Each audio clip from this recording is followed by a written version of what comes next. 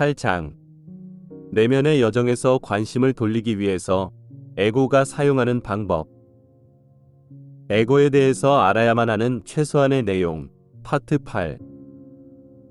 예수님의 담화입니다. 이 담화에서 나는 한 걸음 뒤로 물러서서 큰 그림을 보고 어떻게 에고가 자기 초월을 향한 내면의 여정, 구원을 위한 진실한 여정에서 사람들의 관심을 돌리는지에 대해 보다 명확한 설명을 하겠습니다. 이전의 담화에서 내가 설명했듯이 여러분은 영적인 존재로 창조되었으며 결코 자신의 진정한 기원과 정체성에 대한 인식을 잃어버리지 않았습니다. 자유의지를 사용해서 이원성 의식을 실험함으로써 의식하는 자아는 점차 스스로를 자신의 상위 존재와 신을 의미하는 근원에서 분리되었다고 보게 됩니다. 이 분리의 수용이 여러분의 에고를 만들어냈고 그 이후로 에고는 의식하는 자아와 신과 함께하는 공동창조자인 여러분의 진정한 정체성 사이에 뚫을 수 없는 장벽을 만들려고 시도해왔습니다. 분리 과정은 대부분의 공동창조자를 스스로 강화하는 하향나선으로 데려갔습니다. 또는 오히려 에고나 방그리스도 세력들에 의해 나선이 강화되었고 이것은 그들을 신에게서 점점 더 멀리 소외되게 하는 느낌으로 이끌었습니다. 이것은 그들에게 육체와 에고를 포함해서 물질계에 기반을 둔 정체감을 구축하도록 이끌었습니다.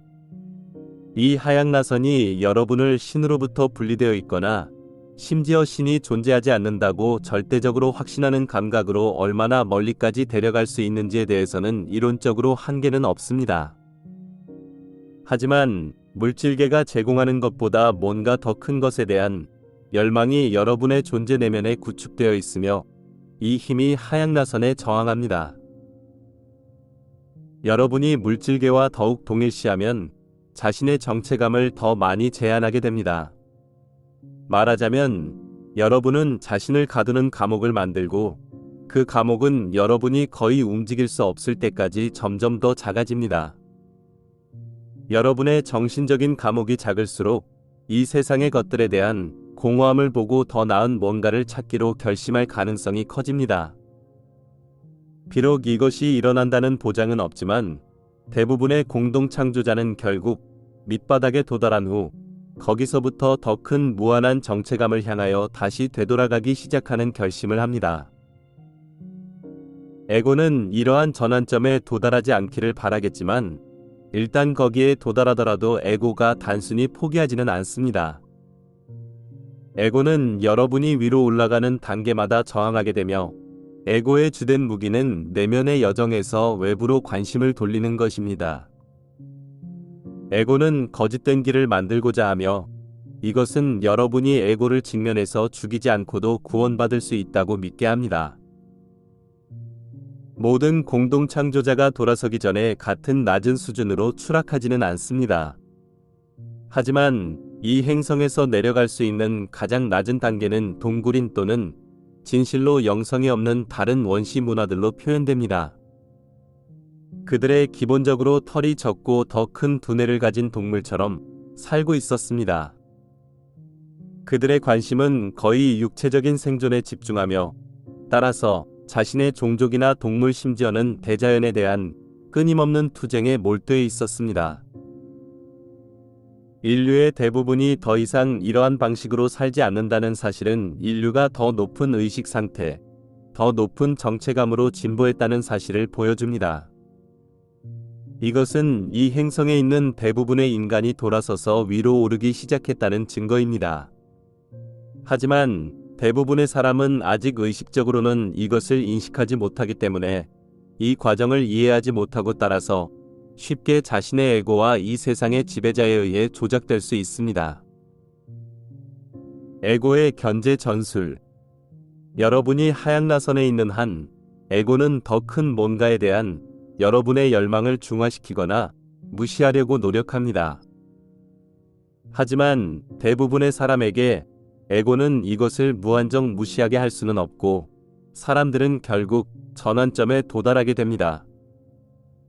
에고는 여러분이 돌아서지 못하게 막으려고 노력하겠지만 더 큰 정체감에 대한 열망을 위해서 노력한다고 해서 에고가 반드시 불행해지지는 않는다는 사실을 이해하는 것이 매우 중요합니다. 이것은 모순처럼 들릴지도 모릅니다. 그 이유는 에고가 모순으로 가득 차 있기 때문입니다. 나중에 설명하겠지만 사실 에고는 하나의 커다란 모순 덩어리입니다. 에고는 오직 이 세상만 보고, 따라서 에고에게 있어 궁극적인 승리는 이 세상에 대해 절대적인 힘을 가지는 상태입니다. 다시 말해, 에고는 모순된 힘에 의해 좌우됩니다. 한편으로 여러분이 에고를 제외하고 자신의 정체감을 구축하도록 이끄는 진실한 영적인 여정을 발견하고 따르지 못하게 막기 위해 에고는 무엇이든 합니다. 여러분이 영적인 여정을 찾지 못하게 막으려고 에고는 여러분을 육체의 생존을 위해 싸우는 동물로 보고 행동하도록 하는 의식 상태로 몰아갑니다. 에고는 여러분에 대한 통제력을 유지하기 위해서 여러분의 자존감을 완전히 파괴하려 합니다.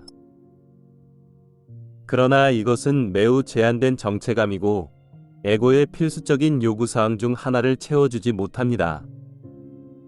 에고는 이 세상만을 보기 때문에 여러분과 다른 사람들 사이에서 상대적인 비교를 합니다.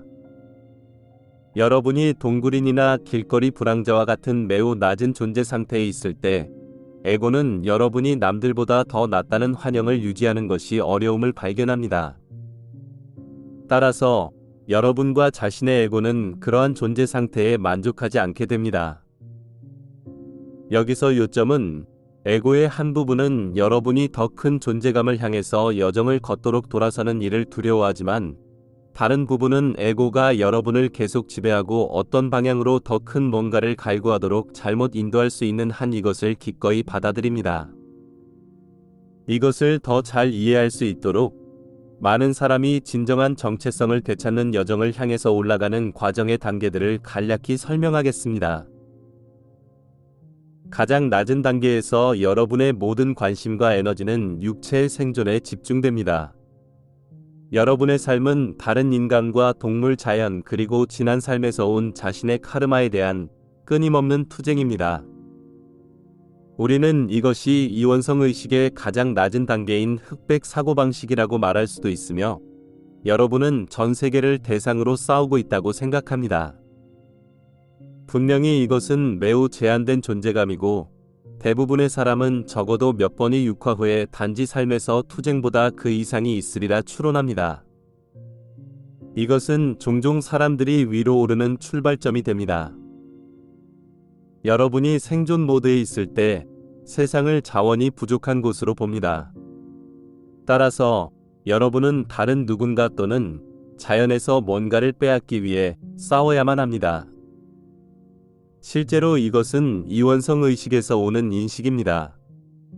이러한 의식 상태에서 벗어나기 위한 더 좋은 방법은 아버지의 큰 기쁨은 여러분에게 신이 나라인 풍요로운 삶을 준다는 내 말의 진리를 깨닫는 것입니다. 따라서 먼저 그리스도 의식인 신이 나라를 구하면 모든 것이 여러분에게 더해지게 됩니다.